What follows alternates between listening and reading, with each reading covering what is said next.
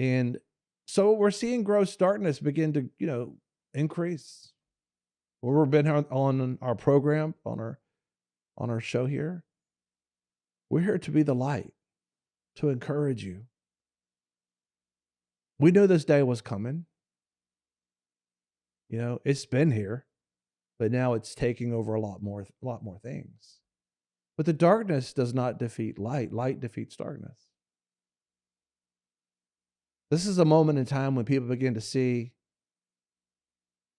was God God of my life, or was he God of someone else's life? Because the truth is, it's never changed. The decision's been the same. The price was so huge for sin that God had to give his son to die so they wouldn't have to die and be eternally separated from him. I mean, it's been a big deal all along. Religion just kind of makes it not a big deal in the world's ways. And so we're seeing this increase. So you're looking at pastors now. By the way, pastors are people. You didn't know that, and they feel the same thing you're feeling. They feel the same pressure that you're feeling. They're in the same world, maybe worse, because they have a lot of the people that's supposed to be following the Lord and being discipled, not necessarily doing what God tells them to do. And so they're having a referee between all these things that are going on. So they have that on top of everything else. But 38%, they call it the Great Resignation, where people are just quitting their jobs.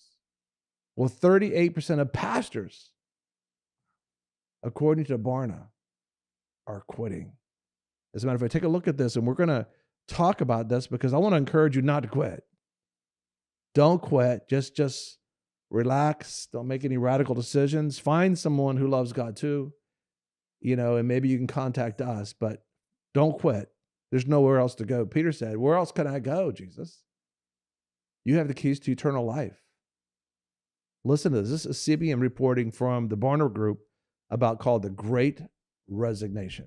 Well, the pandemic led to what's been called the Great Resignation, with many people leaving their jobs. And now new numbers show 2 out of 5 pastors across the country are seriously considering leaving the work of the ministry. CBN's Brody Carter brings us this look at why church leaders want to quit and how believers can step up their support.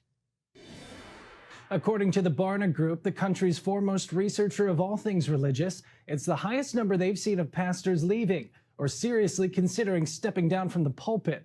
Now the pressure's on the church to help these leaders from joining the millions walking away from their jobs during the pandemic. Pastors are people too, and so they're certainly showing some of the same kinds of things that others are doing in our society, which includes this consideration of just quitting, doing something different. Thinking about quitting your job?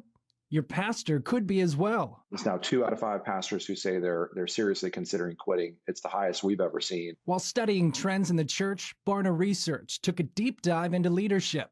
That's when they found this red flag.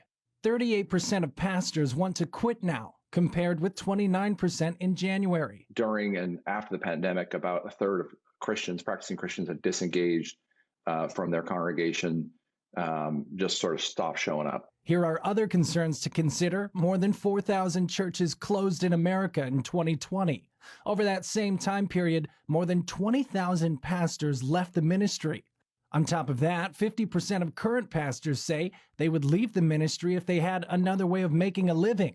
So what's the deal? Pastoring is incredibly difficult without a pandemic, right? You add on top of that the amount of interpersonal conflict that is taking place. Dr. Dwayne Bond is a counselor and pastor at Wellspring Church in Charlotte, North Carolina. I've just walked with a lot of men, and so bearing their burdens, it created incredible amounts of weight upon me, which is what God has called me to. The pandemic also caused churches to remain closed for months at a time, which led to financial constraints for some. Now, continuing political strife over masks and vaccines are becoming a breaking point for many congregations. There's different opinions. Everyone has an opinion, and it creates exhaustion and disunity. And I would just encourage every pastor to consider ventilating relationships, but also potentially even grabbing a counselor and kind of working through some of these things versus being forced to do it.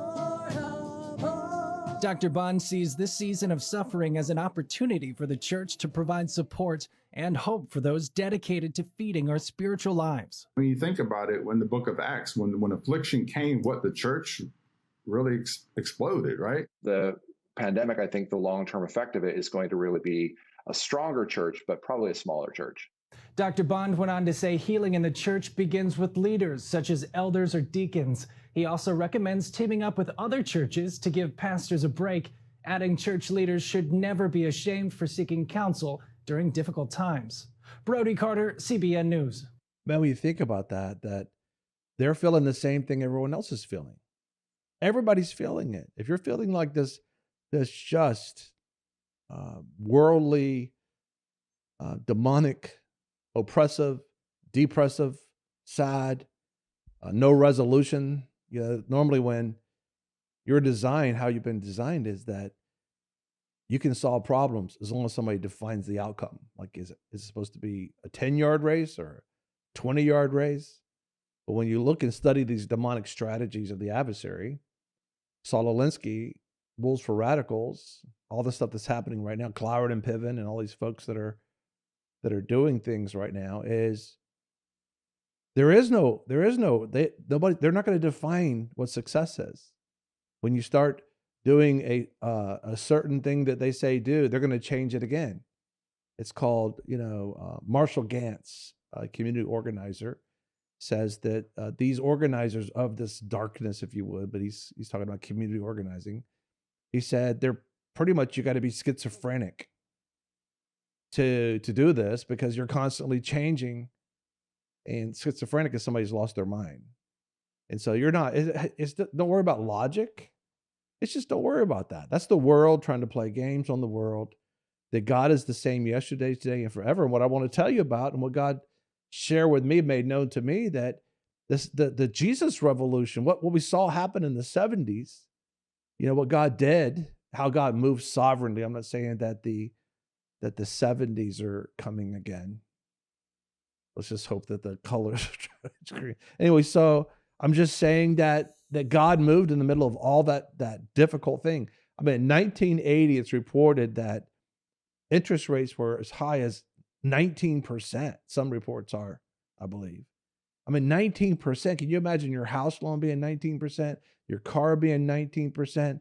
You're buying a business, getting a business loan is 19%. And this is when you have, President Reagan coming in. Carter did all that, and the people behind Carter, President Carter. Well, that's where we were.